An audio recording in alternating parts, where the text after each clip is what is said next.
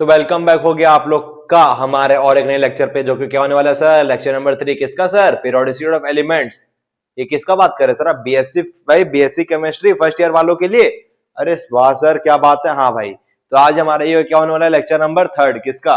अपने periodicity of elements. आज दो लेक्चर्स में मैंने आपको कैसे पीरियड और ग्रुप में क्या भेदभाव होता है वो बता दिया था, फिर आप कैसे फाइंड करोगे पीरियड, ग्रुप और ब्लॉक, वो सब बता दिया था, और एटॉमिक रेडियस किस किस प्रॉपर्टी पे डिपेंड करता है वो भी बता दिया, ठीक है। अगर उस पार्ट पे कुछ भी डाउट है तो जाके उसको पहले जरूर जाके देख लीजिए, ठीक है। क्लियर है? तो इस लेक्चर पे कंटिन्यू करिए। आज का हमारा क्या होना है, लेक्चर नंबर 3। आज मेनली हम लोग क्या बात करेंगे, एटॉमिक रेडियस के बारे में, यानी कि रेडियस। रेडियस पहले देखिए दो टाइप का होता है सर, रेडियस दो टाइप का होता है, एक बॉन्डेड और एक नॉन बॉन्डेड। सर बॉन्डेड और नॉन बॉन्डेड मतलब कि अगर दो मॉलिक्यूल्स आपस में बॉन्ड बनाते हैं तो वो क्या होगा, बॉन्डेड रेडियस होगा। वो हम लोग किस पे फाइंड करेंगे, एटम और आयोनिक कंपाउंड, एटम और आयंस पे, एटम और आयंस पे सर, ठीक है।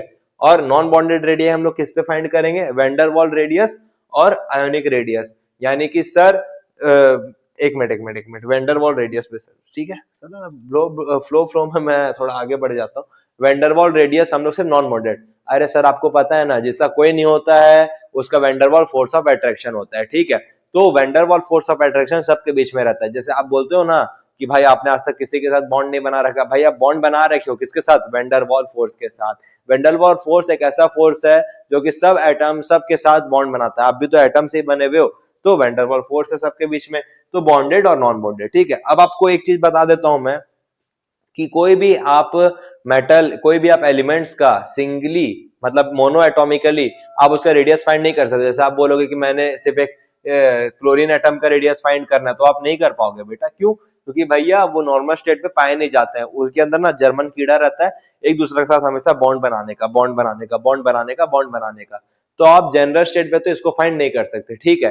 फिर आप फाइंड कैसे कर सकते हो सर, एकदम बॉन्डेड स्टेट में आप फाइंड कर सकते हो। सर बॉन्डेड स्टेट, हाँ भाई बताऊंगा। जैसे क्लोरीन आप सिंगली फाइंड नहीं कर सकते, आप Cl2 के फॉर्म में फाइंड कर सकते हैं, जो कि हम लोग देखेंगे किस पे, आपका बॉन्डेड पे, ठीक है। और वेंडरवॉल यानी कि आप दो अलग अलग बॉन्ड, यानी कि मान लीजिए एक Cl2 का बॉन्ड है और एक क्या है, ब्रोमीन का बॉन्ड है, Br2 और Cl2, दोनों के बीच, दोनों आपस में कनेक्टेड नहीं है डायरेक्टली, तो क्या क्या, नॉन बॉन्डेड। दो एटम, जैसे देखिए ये एक एटम है, जैसे मान लीजिए क्लोरीन का एटम है और ये दोनों क्या है, क्लोरीन का एटम, ये दोनों क्या, Cl2। तो इनके बीच का जो रेडियस रहेगा उसको आप क्या बोलोगे, बॉन्डेड रेडियस। इसको क्या बोलेंगे सर हम लोग, बॉन्डेड रेडियस। और यहीं पर मान लीजिए कि एक ऐसे करके ये Cl2 का एटम रहेगा और यहां पर क्या रहेगा सर, Br2 का एटम रहेगा।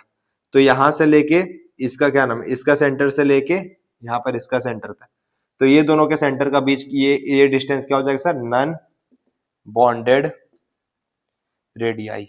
ये क्या हो जाएगा sir, non bonded radii. Sorry यहां पर नहीं है, यहां पर हो जाएगा, ये यहां पर हो जाएगा, ठीक है। यहां से निकलेगा और यहां पर आपका हो जाएगा, ठीक है। मान लिया इस पॉइंट से तो इस पॉइंट पे, और पीछे वाले पॉइंट से तो पीछे वाले पॉइंट पे। यानी कि दो एटम, जैसे मान लीजिए ये दो एटम है ना, एक Cl2 का एटम है और एक Br2 का एटम है, एटम या फिर आप बोल लीजिए एलिमेंट है, ठीक है। वो दोनों आपस में बॉन्ड नहीं बना रखे हैं, तो हेटेरोन्यूक्ली, यानी कि एक क्लोरीन का एक ब्रोमीन का, तो अलग अलग बॉन्ड जब बनेगा तो वो क्या किसके अंदर आ जाएगा, नॉन बॉन्डेड रेडियाई। और यही वाले फोर्स को हम लोग क्या बोलते हैं, वेंडरवॉल। और इसी वाले रेडियस को हम लोग क्या बोलते हैं, वेंडरवॉल रेडियस। और वेंडरवॉल रेडियस किससे बनता है, वेंडरवॉल फोर्स ऑफ अट्रैक्शन से। तो आप भैया जीवन में कहीं आप सिंगल नहीं हो, आपके पास एक सिंगल तो है, कौन, मतलब आपके पास एक सिंगल फोर्स है, वो कौन है, वेंडरवॉल फोर्स ऑफ अट्रैक्शन, ठीक है। तो ये क्या हो गया, वेंडरवॉल रेडियस का ये डेफिनेशन हो गया। और बॉन्डेड रेडियस कैसे होता है वो भी बता दिया। अब ऐसा जरूरी नहीं है कि आप हमेशा क्लोरीन और क्लोरीन का बॉन्डेड रेडियस फाइंड करोगे, आप HCl का भी बॉन्डेड रेडियस फाइंड कर सकते हो, आप FeCl3 का भी बॉन्डेड रेडियस फाइंड कर सकते हो। आप कोई भी कंपाउंड H2SO4 जो भी कंपाउंड आपके मन में आ रहा है, सब किसके अंदर है, बॉन्डेड रेडियस पे। बस मैं आपको ये बोलूंगा कि भाई आप क्लोरीन का बता के दिखाओ मुझे बॉन्ड कितना है, सॉरी मतलब क्लोरीन का रेडियस कितना है, यानी कि एक आप क्लोरीन का एटम ले लिए, उसके सेंटर से लेके उसके जो वैलेंस इलेक्ट्रॉन है वहां तक का आप डिस्टेंस फाइंड करने बोलूंगा, आप नहीं कर पाओगे सर। आप क्या बोलोगे सर मुझे कि सर हम लोग मोनो एटम, यानी कि एक सिंगल एटम का हम लोग रेडियस फाइंड नहीं कर सकते, आप मुझे उसका किसके साथ बॉन्ड बना रहा है वो बताइए, ठीक है। तो ये क्या हमारा एकदम ब्रीफ सा एक्सप्लेनेशन है इसका, ठीक है। अब मैं आपको बताऊंगा इसके डेप्थ पे जाके, ठीक है। तो हम लोग पहले शुरुआत करेंगे नॉन बॉन्डेड रेडियाई से, फिर हम लोग किसको देखेंगे, बॉन्डेड रेडियाई को। तो सर आप इसको नोट कर लीजिए। हाँ सर जी, तो अब क्या है हमारा नॉन बॉन्डेड रेडियस, यानी कि नॉन बॉन्डेड रेडियस हम लोग किसमें फाइंड करेंगे, कोवेलेंट कंपाउंड में। आप लोग सर हम लोग आयोनिक कंपाउंड में क्यों नहीं दिखाएंगे सर? आयोनिक कंपाउंड कैसे फॉर्म होता है सर? शेयरिंग ऑफ इलेक्ट्रॉन से, सॉरी ट्रांसफर ऑफ इलेक्ट्रॉन से, ठीक है। जैसे कि NaCl है, तो Na के पास क्या रहता है सर, एक इलेक्ट्रॉन वो डोनेट कर देता है, तो क्या नाम है, Cl उस एक इलेक्ट्रॉन को लेके माइनस बन जाता है, ठीक है। Na अपना 1+ हो जाता है और क्लोरीन के ऊपर नेगेटिव दे देता है। इससे ये कैसे फॉर्म होता है, NaCl से, ठीक है। अब हम लोग देखेंगे किससे सर, कोवेलेंट कंपाउंड। अब कोवेलेंट कंपाउंड कैसे फॉर्म होता है सर, शेयरिंग ऑफ इलेक्ट्रॉन से। अब शेयर कैसे होता है सर, ओवरलैपिंग से, यानी कि दो एटम आपस में जब ओवरलैप करते हैं तभी क्या कंपाउंड फॉर्म होता है, कोवेलेंट कंपाउंड। तभी याद करिए कि मैंने आपको वहां पर गोल गोल सा दिखाया था, तब वो क्या शो कर रहा था, मैं ओवरलैपिंग शो करता है। यानी कि हमको इस चैप्टर में जब भी हम लोग रेडियस फाइंड करेंगे तो हम लोग किस पे बात करेंगे, कोवेलेंट कंपाउंड के बेसिस पे बात करेंगे, ठीक है। तो सबसे पहला कैसा हमारा van der Waals radius of covalent compound, van der Waals radius of covalent compound. हाँ सर जी, तो हमारा सबसे पहला क्या है, van der Waals radius of covalent compound. यानी कि भैया सबसे देखिए, मेरा मोटिव क्या था कि मैंने आपको नॉन बॉन्डेड पहले क्यों पढ़ाया, पहले हम लोग बाहर से अंदर चलेंगे, बाहर से अंदर। पहले क्या, दो अलग अलग कोवेलेंट मॉलिक्यूल के बीच का डिस्टेंस, फिर दो अलग अलग मेटल के बीच का डिस्टेंस, फिर दो अलग एटम एटम के बीच का डिस्टेंस, यानी कि एक आपका दो एलिमेंट से जो एक एटम का आप कैसे डिस्टेंस निकाल सकते हो वो। तो पहला क्या हमारा van der Waals radius of covalent compound, ठीक है। तो मान लीजिए यहाँ पर आपने एक कोवेलेंट कंपाउंड ले लिया। कोवेलेंट कंपाउंड कैसे फॉर्म होता है सर, शेयरिंग ऑफ इलेक्ट्रॉन से। कैसे फॉर्म होता है सर, शेयरिंग ऑफ इलेक्ट्रॉन से। तो मान लीजिए यहाँ पर क्या है, Cl है, और यहाँ पर भी जैसे देखिए ये क्या है, क्लोरीन का एटम है, तो इसके आउटर मोस्ट ऑर्बिट में से कितने इलेक्ट्रॉन है, 7, 1 2 3 4 5 6 7। ये X रिप्रेजेंट कर रहा है इस वाले एटम का, क्या नाम है आपका, वो इलेक्ट्रॉन्स को। और दूसरा क्लोरीन आया, इसमें डॉट दिखा देता हूँ, चलो इसमें मैं दिखा देता हूँ स्क्वायर। स्क्वायर दिखाऊं तो समझ में आएगा, 1 2 3 4। लुईस डॉट स्ट्रक्चर के हेल्प से कर रहा हूं, उसमें सर्कल और क्रॉस लेता था, पर यहाँ सर्कल पे और सर्कल मजा नहीं आ रहा, तो मैं ऐसा ले लिया। तो यहाँ पर क्या, एक ऐसा एक ऐसा एक ऐसा। अभी ये पार्ट आपके एग्जाम में नहीं आएगा, ये मैं आपको बता रहा हूँ कि ओवरलैपिंग कैसे होता है, ठीक है। देखिए एक क्लोरीन एटम ऐसा है, एक क्लोरीन एटम ऐसा है, दोनों बोलता है भाई चल हम लोग दोनों को एक एक इलेक्ट्रॉन चाहिए स्टेबल होने के लिए, लाइफ में जीवन में स्टेबिलिटी तो सबको चाहिए, तो दोनों बोलते हैं कि हम लोग एक एक इलेक्ट्रॉन आपस में अपना क्या कर लेते हैं, शेयर कर लेते हैं। तो शेयर कर लेगा तो कैसे बन जाएगा सर, यहाँ पे क्लोरीन का एटम है, ठीक है, और यहाँ पर भी क्या क्लोरीन का एटम है। अब क्लोरीन एक ये इसको शेयर कर लिया और एक क्रॉस आ गया, तो 1 2 3 4 5 6 रह गया, इधर शेयरिंग कर लिया, इधर एक डब्बा, दो डब्बा, तीन डब्बा, चार डब्बा, 5 और ये 6 डब्बा।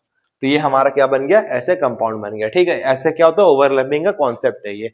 आप इसको समझे गए होगे भैया, पता होगा तो कोई बात नहीं, नहीं पता जिसको तो उसके लिए मैंने बता दिया, ये ओवरलैपिंग का कॉन्सेप्ट है, ठीक है। अब मैं आपको मेन पार्ट इसका दिखाता हूँ, अब इसको नोट कर लीजिए।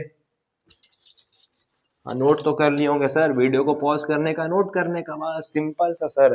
तो देखिए अब मैं दो कोवेलेंट कंपाउंड को ले लूंगा और उसके बीच का डिस्टेंस क्या होता है, उसको वैन डेर वाल रेडियस बोलते हैं, वो मैं आपको अभी दिखा दूंगा। तो ये देखिए, जैसे हमारा ये कोवेलेंट कंपाउंड है और दूसरा कोवेलेंट कंपाउंड ये है, और ये कोवेलेंट कंपाउंड है, ये उसका भाई है।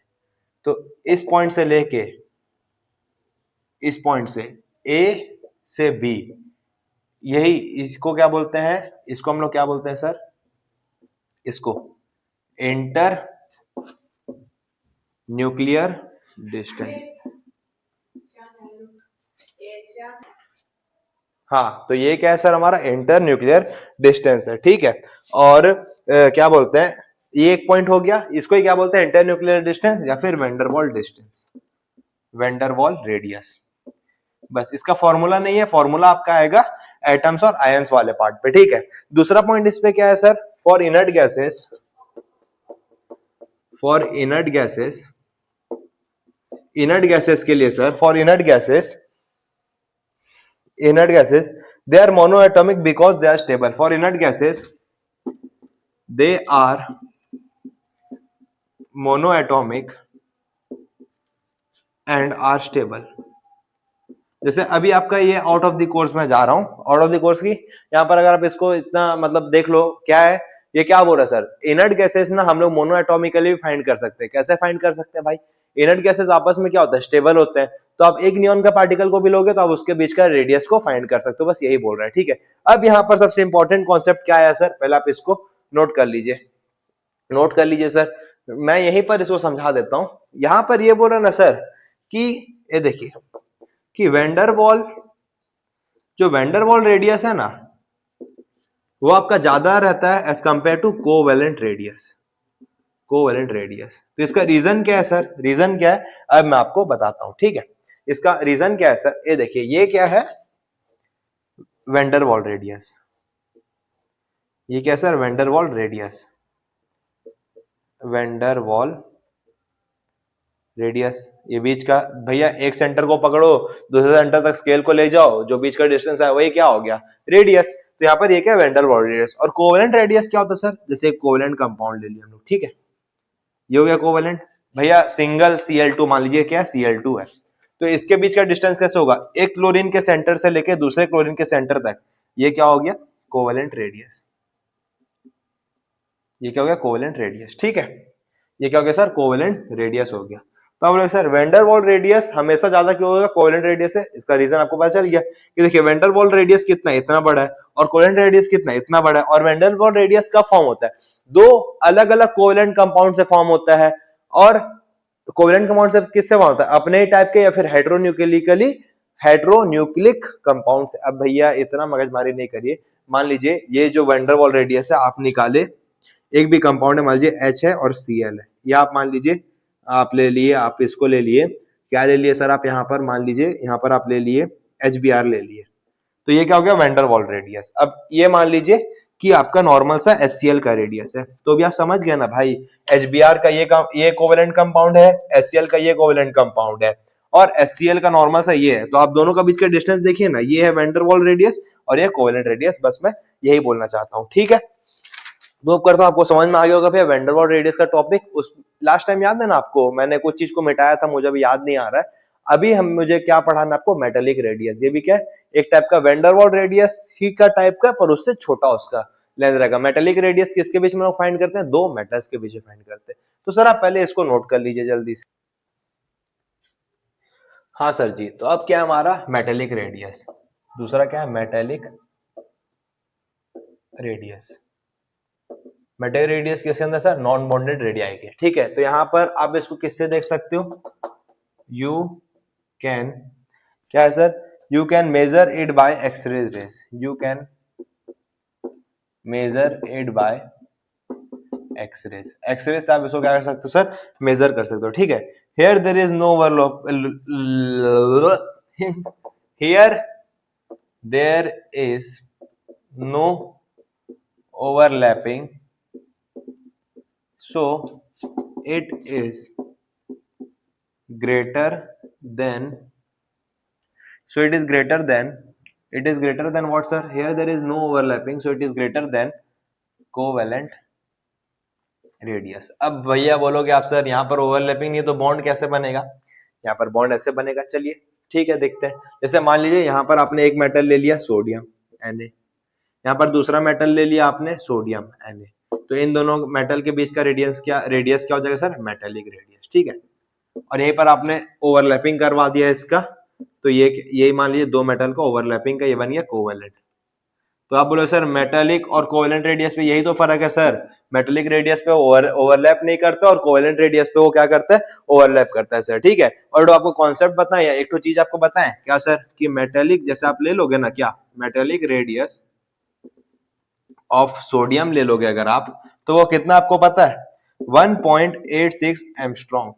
और आप वहीं पर कोवेलेंट रेडियस ले लोगे किसका, ऑफ सोडियम का, तो वो कितना है आपको पता है, 1.54 एंगस्ट्रॉम। आप बोलोगे सर इसमें फर्क क्या है, फर्क तो यही है सर, आप अभी मैं आपको इमेजिन कराता हूँ ये इतना 1.86 एंगस्ट्रॉम कितना होता है, ठीक है।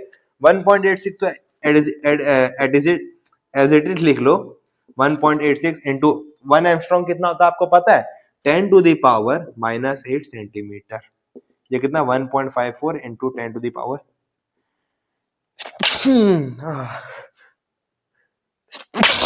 हाँ तो ये कितना है, मेटेरियल रेडियस कितना 1.86 into 10 to the power -8 centimetre, और ये 1.54 into 10 to the power -8 centimetre, ठीक है। तो सर यहाँ पर मेटेलिक रेडियस कितना है, इतना। तो अभी आप इमेजिन करिए स्पीड ऑफ लाइट कितना है, 3 इंटू 10⁸ मीटर पर सेकेंड, ठीक है। और यहाँ पर कितना 10⁻⁸ सेंटीमीटर छोटा, यानी कि ये वैल्यू कितना आपको पता है, 0.00000 1 2 3 4 5 और यहाँ पर कितना, एक और जीरो लगा दो और यहाँ पर 186, ये वैल्यू इतना छोटा है, देख लो ना। इसको आप इंची टेप क्या अपने आंख से भी नहीं नाप सकते हो तो ये इतना छोटा रेडियस है। जब आप सोचो कि स्पीड ऑफ लाइट कितना 10⁸ मीटर पर सेकंड, उससे 2 और बढ़ा दो 10⁻10 सेंटीमीटर पर सेकंड हो जाएगा, ठीक है।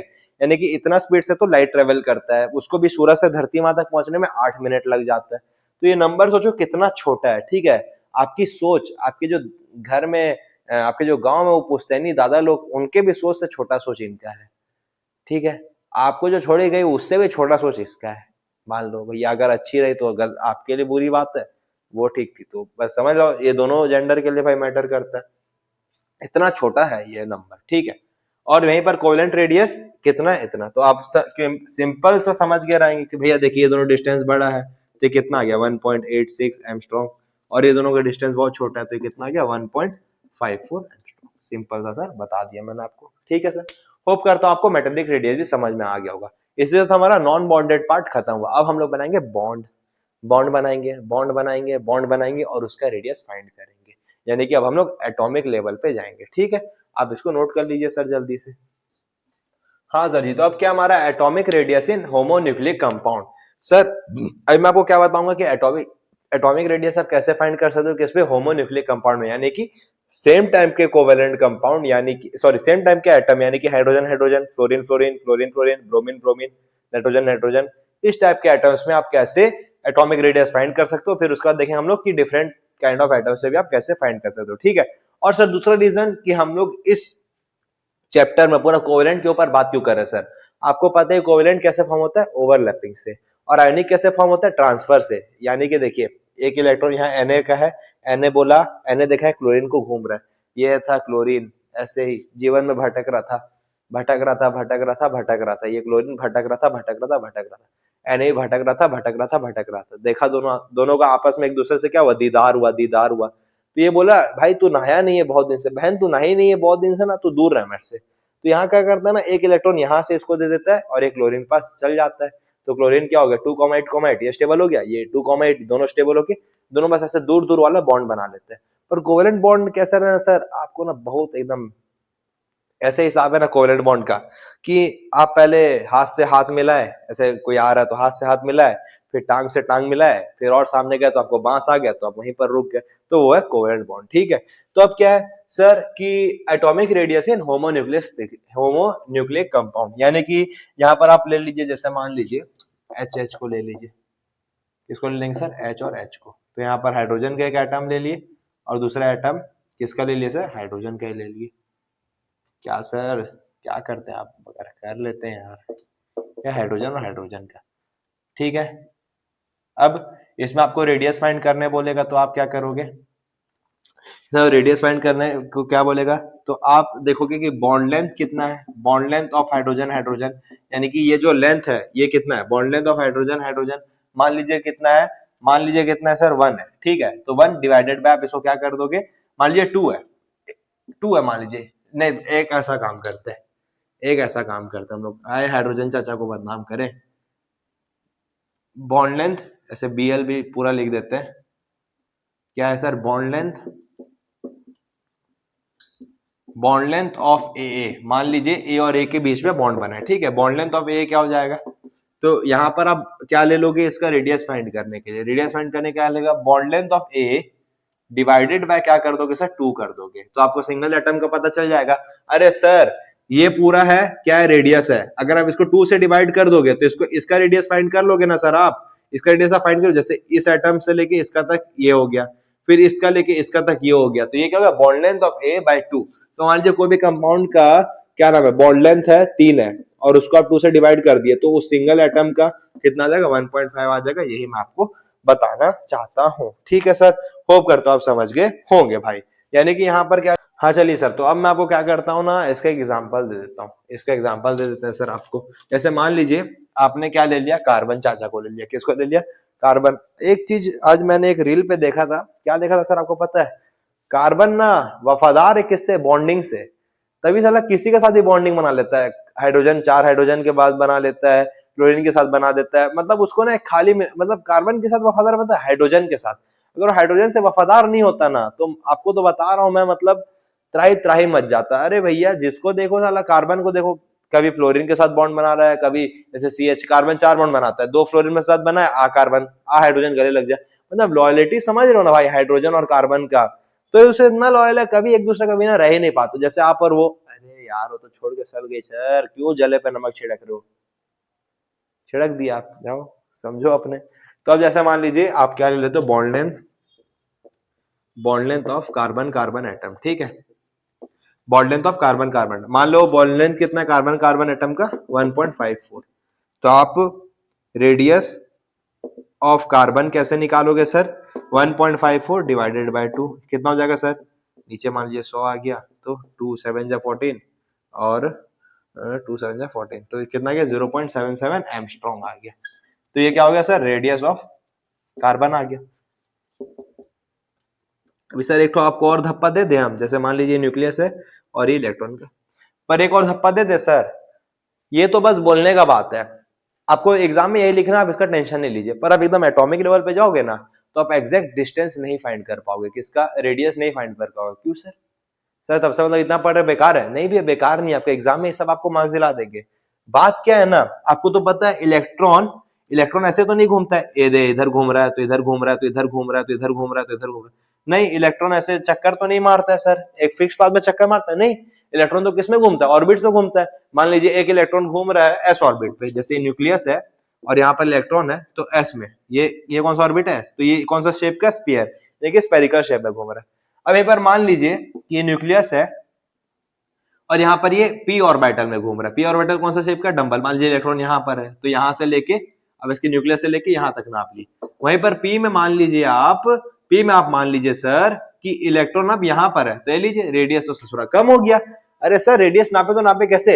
जो आपको फॉर्मूला दे रहे हो उससे नापिए। पर भैया आप मेरे दिल के यहाँ पर हो, यहाँ पर दिल के बहुत करीब हो आप, तभी मैं आपको स्पेशल चीज बता दे रहा हूँ कि आप इलेक्ट्रॉन का एकदम एग्जैक्ट, यानी कि पूरा स्केल इंची टेप मार्कर वार्कर से भी आप रेडियस नहीं फाइंड कर सकते। क्यों सर? वो तो घूम रहा ऑर्बिटल में, स्पाइरल पाथ फॉलो करता है, कभी एस ऑर्बिटल में ऐसे घूम रहा है, कभी आपका डी ऑर्बिटल में चल जाए तो एक्स एक्सिस में भी घूम रहा है, सॉरी आपका पी ऑर्बिटल में तो x axis y axis, sorry x axis y axis z axis पे, डी ऑर्बिटल पे एक्स वाई पे एक बार घूमता है, फिर वाई जेड पे एक बार घूमता है, फिर डी एक्स वाई में घूमता है, फिर d x square y square में घूमता है, फिर डी जेड स्क्वायर में घूमता है। एफ तो हम भी नहीं पढ़ रहे, तो उसका ही आपको पाथ बता देते हैं, वहां तो सात सात रहता है सर, 7D पाथ फॉलो करता है सर वो। इतना तो भैया हमारा दिमाग नहीं चलता जितना इलेक्ट्रॉन का दिमाग चलता है। तो भैया बस रफली रफली समझ जाइए कि आप इस तरीके से रेडियस निकाल सकते हो। आप हमारे दिल के यहाँ पर हो, चैनल पे लाइक करो, सब्सक्राइब करते नहीं हो, करो जल्दी से, तो आपको इस तरीके से और इंटरेस्टिंग कॉन्सेप्ट बताएंगे। तो आप इसको पहले जल्दी से नोट कर लीजिए भाई। अरे हाँ, हम तो इधर हो जाते हैं। अब क्या है सर हमारा एटॉमिक रेडियस इन हेटेरोन्यूक्लिक कंपाउंड। यहाँ पर आपको एक मस्त सा फॉर्मूला मिलेगा। हेटेरोन्यूक्लिक यानी कि सर अब वो सेम काइंड अपने भाई से बॉन्ड नहीं बने, जैसे हाइड्रोजन हाइड्रोजन भाई भाई बॉन्ड बना लिया, क्लोरीन क्लोरीन बहन बहन आपस में बॉन्ड बना ली, फ्लोरीन फ्लोरीन भाई भाई आपस में बॉन्ड बना लिए, ब्रोमीन ब्रोमीन बहन बहन आपस में बॉन्ड बना लिया। अब यहाँ पर एक भाई और हमारी बहन, हमारी बहन नहीं, एक भाई और कई मतलब दूसरे एटम से बॉन्ड बनेगा। ठीक है, ये आपका फेवरेट पार्ट है, मुझे पता है। हमारी बहन नहीं रे, वैसे हम जैसे बात नहीं, ऐसे हमारी बहन तो है नहीं, खैर होती तो अच्छा होता। तो अब क्या है, कोवेलेंट रेडियस इन हेटेरोन्यूक्लिक कंपाउंड। भैया हम लड़कियों का बहुत इज्जत करते हैं, पर करते हैं भाई, बात खत्म। कभी मजाक में थोड़ा आपको क्या एक क्या मोनोटोनस हो जाता है लेक्चर, हम बोल रहे हैं पढ़ा रहे हैं, बोल रहे हैं पढ़ा रहे हैं, तो दोनों का एंजॉयमेंट होना जरूरी है, तभी तो हम और मस्त मस्त कॉन्सेप्ट आपको दे पाएंगे। तो यार लाइक करो, सब्सक्राइब करो जल्दी जल्दी। अब क्या, कोवेलेंट रेडियस इन हेटेरोन्यूक्लिक कंपाउंड। ठीक है, तो मान लीजिए हेटेरोन्यूक्लिक यानी कि यहाँ पर हम लोग क्या ले लिया, हाइड्रोजन और फ्लोरीन ले लिए, यहाँ पर क्या ले लिया, हाइड्रोजन और ब्रोमीन ले लिए, फिर क्या ले लिया, हाइड्रोजन और आयोडीन ले लिए। सर आप बोले खाली हाइड्रोजन आयोडीन, नहीं भैया H2SO4 ले लेते हैं, चलिए भैया H3PO4 ले लेते हैं भैया, ये सब बीच का हेटेरोन्यूक्लिकली यानी कि अलग अलग बॉन्ड के बीच का। अभी मैं आपको एक तो स्ट्रक्चर दिखाऊं, जैसे मान लीजिए हम लोग SI उसके साथ कार्बन और यहाँ पर CH3 होल 3 लगा हुआ, तो इसका आप स्ट्रक्चर कैसे बना दोगे सर? ये रहा सिलिकॉन, ये एक इलेक्ट्रॉन किससे शेयर कर रखा है, कार्बन से, और कार्बन यहाँ पर 3 CH3 के साथ बॉन्ड बना रखे हैं। अब यहाँ हाइड्रोजन अलग अलग रहता, पर इतना भैया हमारे पास समय नहीं ना आपके पास पेशेंस, तो आप हाइड्रोजन को भी अलग अलग दिखा देते। एक हाइड्रोजन को दिखा देंगे सर, एक कार्बन है, एक हाइड्रोजन ऐसा है, एक हाइड्रोजन ऐसा है, एक हाइड्रोजन ऐसा है, फिर इसको भी ऐसे ऐसे करके पूरा स्ट्रक्चर बना हुआ है। ठीक है, ये क्या हमारा ये। तो यहाँ पर क्या है ना, अभी आपको फॉर्मूला देते हैं कि व्हेन टू सिंगल, मतलब कि when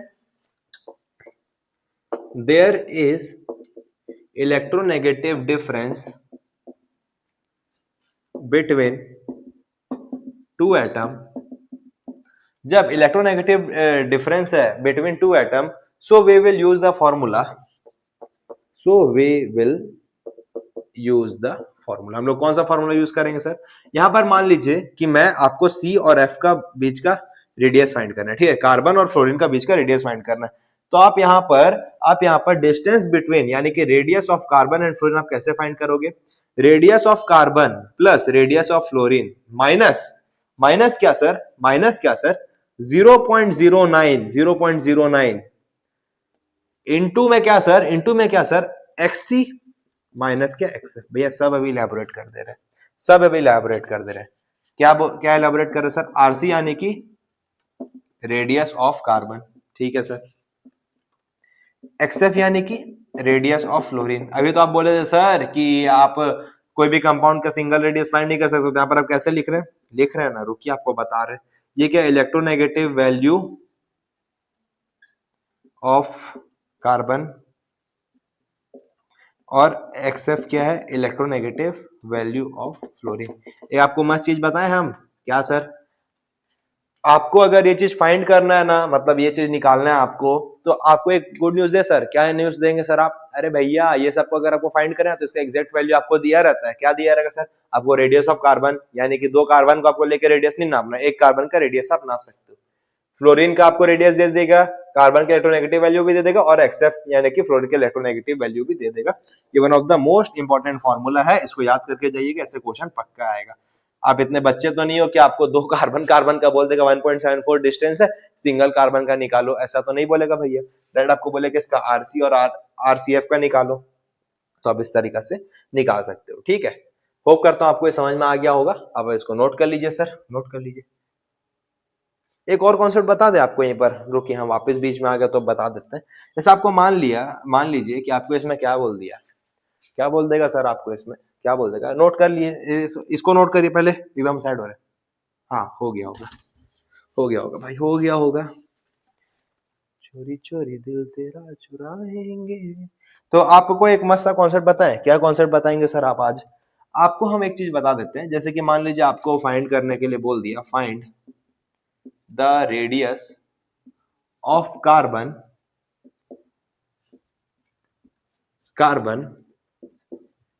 in carbon fluorine bond में आपको सिर्फ कार्बन का रेडियस बोल दिया, तो आप उसमें कैसे करोगे, radius of carbon is equal to radius of carbon minus क्या, रेडियस ऑफ कार्बन फ्लोरीन। तो सर ऐसा ये फॉर्मूला क्यों सर, ऐसा फॉर्मूला क्यों सर, बता रहे सर, कार्बन और रेडियस ऑफ कार्बन फ्लोरीन। अरे सर देखिए, कार्बन दोनों सेम काइंड ऑफ एटम है, तो दोनों थोड़ा दूर दूर रहेंगे, पर कार्बन और फ्लोरीन में क्या हुआ, इसमें इलेक्ट्रोनेगेटिव डिफरेंस बहुत ज्यादा है। फ्लोरीन क्या इलेक्ट्रोनेगेटिव एटम, कार्बन क्या इलेक्ट्रोपॉजिटिव एटम, जात बदल लेता है, मान लीजिए अभी इलेक्ट्रोपॉजिटिव है, ठीक है, इलेक्ट्रोनेगेटिव भी है, तो मान लीजिए फ्लोरीन जितना तो नहीं है ना, तो ठीक है, तो ये फ्लोरीन और कार्बन का बॉन्ड मान लीजिए ऐसा है, और कार्बन का बॉन्ड ऐसा है, तो किसके बीच का डिस्टेंस कम है, इसका। तो ये एक जनरल फॉर्मूला है, ये भी क्या इंपॉर्टेंट फॉर्मूला है, ठीक है। तो भाई अब इसको जल्दी से आप नोट कर लीजिए, हम लोग अभी देखेंगे अपना आयोनिक रेडियस। हाँ सर, तो अब क्या हमारा आयोनिक रेडियस क्या होता है sir, it is the distance between the centre of one cation and the another ion. अरे भैया ये डिस्टेंस है किसके बीच में, एक कैटायन के सेंटर से और दूसरे एनायन के सेंटर तक, ठीक है।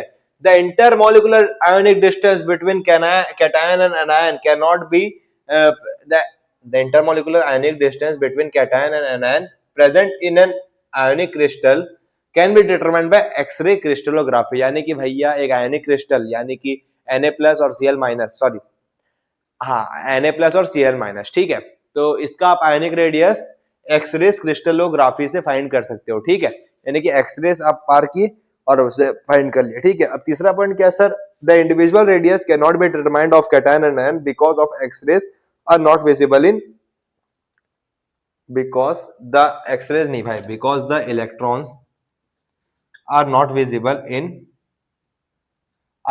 इन एक्सरेज। भैया आप इंडिविजुअली कैटायन, जैसे मान लीजिए ये क्या Na+ है, तो आप इसका रेडियस नहीं बता सकते। जैसे मान लीजिए Cl- है, तो आप इसका रेडियस नहीं बता सकते। क्यों नहीं बता सकते सर? क्योंकि ये एक्सरे में इसका इलेक्ट्रॉन शो नहीं करता है। नहीं करता है सर क्योंकि एक्सरेज का जो मान लीजिए वेवलेंथ है वो इलेक्ट्रॉन के वेवलेंथ से मैच नहीं खा रहा है, तभी वो शो नहीं कर रहा है। भैया बात खत्म। अगर आपके पास कुछ नया मेथड है तो पीएचडी तक पढ़िए और उसको प्रूव करके बताइए तो आपको मिल जाएगा। भैया ये सब ऐसा पॉइंट है जिसको आप अपने से पढ़ के समझ सकते हो। हम यहाँ खड़े हैं आपको इसके बाद वाला चीज पढ़ाने के लिए। भाई इसको नोट कर लो जल्दी से, नोट कर। अब क्या है सर? पहला हमारा size of cation. Size of cation, अरे यार सर साइज, कैटायन के साइज में क्या होता है सर? आयनिक रेडियस में। कैटायन के एक आयन है, कैसे बना? एक प्लस पॉजिटिव को देके, इलेक्ट्रॉन देके, जो इलेक्ट्रॉन डोनेट करता है वो क्या होता है? कैटायन। जो इलेक्ट्रॉन ले लेता है वो क्या होता है? एनायन। ठीक है, तो साइज ऑफ कैटायन, कैटायन के साइज क्या होता है सर? हम लोग किससे कंपेयर करेंगे?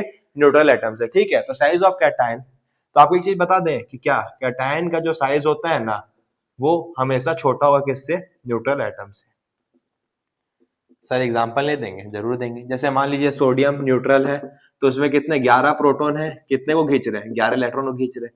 पर अगर सोडियम पॉजिटिव है तो 11 प्रोटॉन 10 इलेक्ट्रॉन को खींच रहे हैं। पॉजिटिव कब होता है? जब एक इलेक्ट्रॉन डोनेट कर लेगा। तो आप यहाँ पर देख सकते हो सर कि जब सोडियम न्यूट्रल है, यानी कि मतलब सोडियम जब अपने नॉर्मल स्टेट पे, तो वो कितना 281, और जब वो कैटायन के फॉर्म में आ गया तो वो क्या हो गया? 28। तो सर न्यूट्रल में 11 प्रोटॉन 11 इलेक्ट्रॉन को होल्ड कर रहे हैं। तो मान लीजिए न्यूट्रल स्टेट में 11 प्रोटॉन 11 इलेक्ट्रॉन को होल्ड कर रहे हैं, एकदम ऐसे करके होल्ड किए। वहीं पर कैटायन के स्टेट में 11 प्रोटॉन 10 इलेक्ट्रॉन को, यानी कि अब वो थोड़ा ऐसे करके एकदम स्ट्रांगली और स्ट्रांग होल्ड कर लिया, एकदम स्ट्रांग से, उससे रेडियस क्या हो गया सर? कम हो गया। तो यहाँ पर यही बोला गया। तो यहाँ पर आप कैसे लिखोगे सर? यहाँ पर आप इसका रीजन कैसे लिखोगे? इसको ऐसे बॉक्स में बंद कर देते हैं, इंपॉर्टेंट सा चीज है sir. Here in neutral atom 11 proton have a hold on 11 electron, but in cation 11 proton have a hold on 10 electron. So radius of क्या? So radius of आपका Na+ यानी cation is less than that of neutral atom. बस sir समझ गए। अरे भैया एक जगह मान लीजिए कि 11 आदमी 11 लोग को पकड़ रखा है, ठीक है, तग ऑफ वॉर हो रहा है। 11 बलशाली आदमी दोनों एक दूसरे को खींच रहे हैं। और दूसरा गेम में क्या हुआ? 11 बलशाली आदमी 10 लोगों को खींच रहे। तो पहले खिंचाने का चांस किसका है सर? इसका 11 आदमी वाले का। तभी स्ट्रॉन्ग कौन सा रहेगा? 11, मतलब स्ट्रॉन्ग यानी कि रेडियस कम किसका रहेगा? इसका रहेगा। ठीक है, अब सर दूसरा, साइज ऑफ एनायन पे क्या फर्क पड़ता है? साइज ऑफ एनायन, तो सर साइज ऑफ एनायन पे क्या है सर? से मान लीजिए आप एनायन ले लिए, क्लोरीन ले लिए 2,8,7, और क्लोरीन माइनस यानी कि 2,8,8। तो यहाँ पर 17 18 को पकड़े, यहाँ पर 18 18 को पकड़े। तो सर यहाँ पर क्या होगा? यहाँ पर जो एनायन का क्या है सर? रेडियस या साइज, वो ज्यादा हो किससे? न्यूट्रल एटम से। क्यों होगा सर? क्यों होगा? तो यहाँ पर लिख दीजिए कि here in anion 17 proton have a hold on 18 electron, but a neutral 17 proton have a hold on 17 electron. So size of anion is more than that of neutral atom. ये इसका क्या होगा? सिंपल रीजन हो गया। ठीक है भैया, समझ गए ना? एक जगह में 17 लोग को खींच रहे हैं, एक जगह में 17 लोग 18 लोग को खींच रहे हैं, तो ज्यादा खिंचाव कहाँ है? 17 और 17 पे। तो इसका हो गया क्या? Reason sir. तो इसके साथ हमारा कैटायन और एनायन भी खत्म हुआ सर, खत्म हुआ। अब इसके बाद हमारा लास्ट क्या? Iso electronic species. ऐसे इलेक्ट्रॉनिक स्पीसीज आपको समझा देंगे सर, सब समझा देंगे भाई, नोट कर लीजिए इसको। हाँ आप नोट करते रहिएगा भैया, हम यहीं पर एकदम बिना वक्त का जाया करते हुए आपको एकदम हम समझा देते हैं आइसो इलेक्ट्रॉनिक स्पीसीज। फिर नेक्स्ट लेक्चर में हम लोग क्या करेंगे सर, आप इसको एकदम बढ़िया तरीका से समझ जाइएगा, ठीक है। सब क्या करते हैं ना, सब टीचर्स लोग कि जो दिन जो कॉन्सेप्ट को पढ़ाते हैं वही दिन उसका क्वेश्चन करा देते हैं, बच्चा का लेवल अप हो जाता है। अगर बच्चा उसको प्रैक्टिस ना करे तो उसका लेवल डाउन हो जाता है। हम भैया उल्टा गंगा बहता है हमारे यहाँ। हम लोग क्या करेंगे ना सर, आप आज जो कॉन्सेप्ट पढ़ा सबको रिवाइज करके नेक्स्ट लेक्चर पे हम उसका 2-3 आपको क्वेश्चन दिखा देंगे, ठीक है। तो आपको क्या कल उसका आपको जरूरत पड़ेगा, एक क्वेश्चन आज भी दिखा देंगे। अच्छा आदमी हम तीसरा क्या है सर, तीसरा क्या है सर, तीसरा क्या है भैया, तीसरा क्या है सर, आइसो इलेक्ट्रॉनिक रिलेशनशिप।